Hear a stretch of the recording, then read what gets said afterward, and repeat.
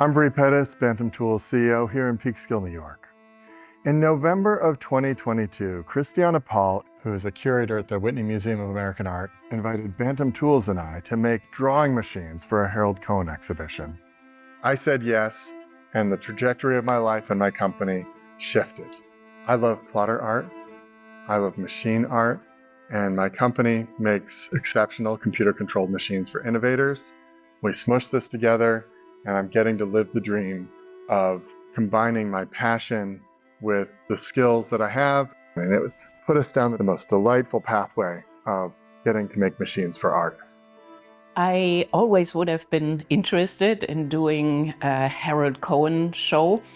I was introduced by gallerist Wolf Lieser to Bree Pettis, whom I visited and also invited to join the Digital Art Acquisition Committee meeting, which she luckily did, good for us. And Bree, being such a fan of Harold Cohen and also a big fan of plotters, was so excited about the possibility of the show that he said, I'll build you plotters for it.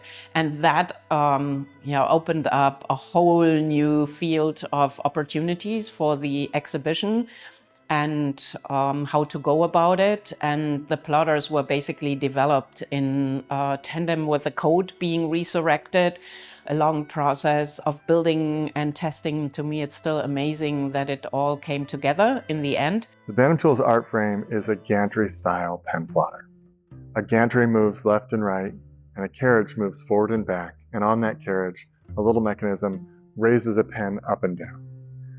When you program this, it allows you to make drawings by moving the pen on the paper and then lifting up in places where it wants to move to another line.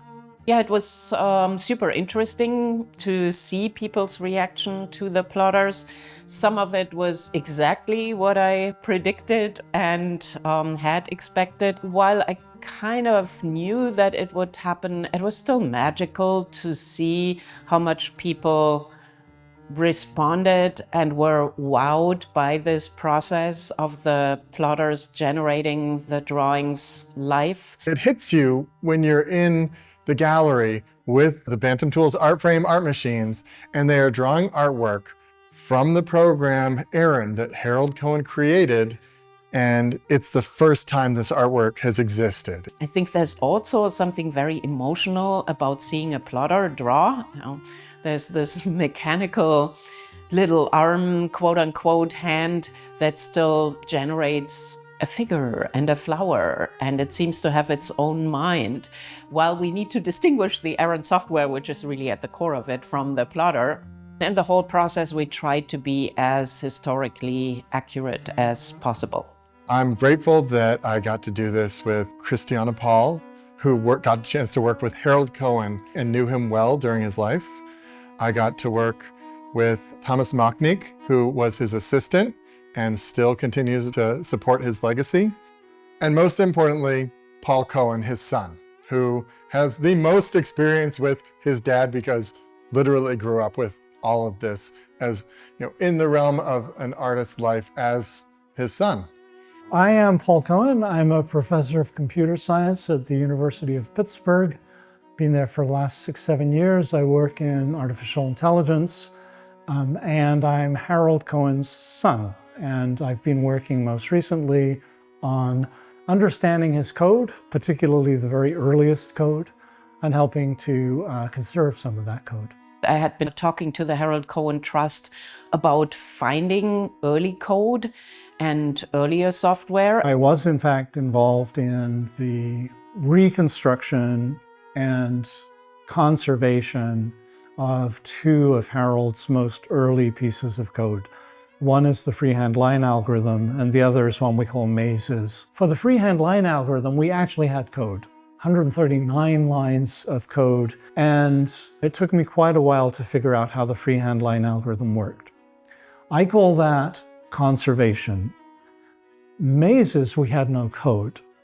I call that reconstruction. The reconstruction is my best guess about what that code might have looked like, based on conversations, based on Harold's notebooks, but not based on code.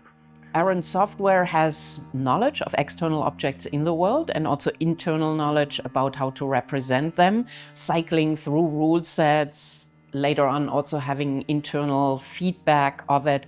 And that radically differs from today's models, which have been trained on image sets of trillions of images that are associated with text and then create an image on the basis of a text prompt. It really came about when we started bringing works by Harold into the Whitney Museum's collection. Right after his death in 2016, I really thought about acquiring some of the work and how that would be possible. And then the stars aligned somehow, because the show wouldn't have happened if we hadn't been approached by Bob and Debbie Handel about a donation of Harold Cohen paintings and drawings. When we walked into the Whitney, we pushed that elevator button for the 8th floor, Harold Cohen Aaron exhibit, and Debbie and I got off, and of course there's the large welcoming sign, Harold Cohen Aaron, and on the left and the right you could see 2 of our artworks, and both of us, it brought tears. We weren't crying, but as close to crying as you can get, wiping the eyes. It was like it was so exciting and so exhilarating to believe that that artwork we had collected for close to 40 years, that the Whitney Museum of American Art wanted to have it as part of their permanent collection. I think collectors always get very attached to the work that they own. I'm very attached to my own little collection of works, and I think giving those works to a museum is a big step, stopping to live with it. And I just hope that the Handels are very happy with the home that their work has found. When a museum accepts art, it could be 3-5 years before they put on an exhibit. Even a decade. And here it was months, 3-4 months. And so it was terribly exciting. And it was just, you just wanted to, every person I saw, I wanted to say, that's our art. All that art, all 10 pieces were in our house. The plotters also, I think, were the kind of device and catalyst that spurred the most conversations about the work and got people into it. So they were extremely helpful in engaging people. We loved your machines.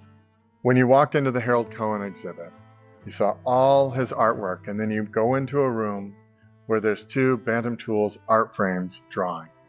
These drawings are created fresh, being made and seen for the first time right there, but they're new artworks made by a program. People had powerful reactions to seeing this, and the conversation surrounding machines was just fantastic, very inspiring.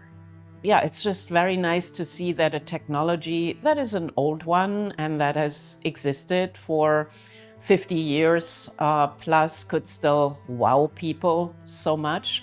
There definitely was a certain kind of magic to that never wore off. He did say, wow, look at that. I was so thrilled to hear about your efforts, because I think it really added, that was a huge plus, Right.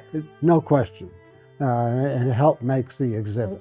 The Whitney team, the Bantam Tools team, you think, wow, these guys really did it. I mean, it's a spectacular show. I believe it was a game changer for many people visiting it who really knew mostly about current AI models, and many young people downright hated them and loved Harold Cohen's work. I hope what people took away from it and what also enters the art historical canon is the fact that there are very sophisticated ways of engaging with AI and realizing that there is a long history, that there are radically different approaches to working with AI software, from symbolic AI to statistical AI.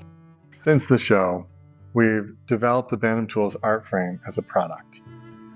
I'm excited to see what happens next. This machine is out in the world, professional artists can buy it. They'll use it to take their digital designs, turn them into physical artworks using archival materials, and I expect that we'll see artwork made on the Bantam Tools ArtFrame in museums across the world. I'm very excited to support the artists, the Harold Cohens of tomorrow, with Bantam Tools ArtFrame technology today.